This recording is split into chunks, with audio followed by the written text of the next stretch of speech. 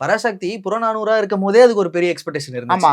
Actually எப்படி சொல்றது, சூர்யா, துல்கர், நஸ்ரியா இப்படி நடிக்க வேண்டியது வந்து ஒரு அனௌன்ஸ்மெண்ட் வந்து அண்ட் தென் அப்படியே டோட்டலா மாறி ஹோல்ட் ஆகி சிவகார்த்திகேயனா, சுதா கொங்கரா கூடயா? ஏன்னா சுதா கொங்கரா வந்து இப்போ ரொம்ப பெரிய ஒரு மோஸ்ட் வாண்டட் டைரக்டர்ல இருக்காங்க. ஆமா.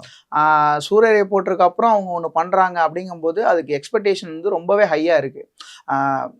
ஏன்னா சூர்யா வந்து அப்போ ரொம்பவே ஒரு டவுன் பேஸ்ல இருக்கும்போது சூர்யா வச்சு ஒருத்தவங்க ரொம்ப பெரிய ஒரு ஹிட், அதுவும் ஓடிடி ரிலீஸ்லேயே கொடுத்தாங்க. அது தியேட்டர் படமா வந்தாலும் பெரிய ஹிட் ஆயிருக்கும். அப்படி இருக்கும் பட்சத்தில் சுதா கொங்கரா கூட தான் வந்து இவரு சூர்யா அடுத்து இணையறாருன்னு ஒரு செம்ம, உண்மையிலே அந்த ப்ரோமோ நல்லா தாங்க இருக்கும், செம்மையா இருக்குங்க.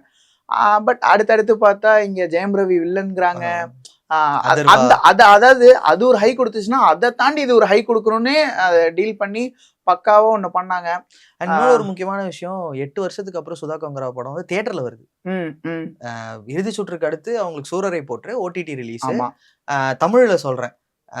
இங்க தமிழ்ல வந்து பாத்தீங்கன்னா 8 இயர்ஸ்க்கு அப்புறம் ரொம்ப ரொம்ப எதிர்பார்த்து காத்துக்கிட்டு இருக்க ஒரு டைரக்டரோட படம் ஒண்ணு வருது.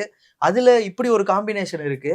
அண்ட் படத்தோட கண்டென்ட்டுமே வந்து பாத்தீங்கன்னா ரொம்ப ஜனரஞ்சகமான ஒரு கண்டென்ட் அப்படிங்கிற மாதிரி சொல்லும் போதே, இப்போ வர ரீசெண்டா எஸ்கேக்கு வந்து அமரன் வந்து ஒரு சூப்பரான ஒரு பிளாக் பஸ்டர், மதராசியுமே ஒரு நல்ல டீசென்டான ஒரு ஹிட்டு.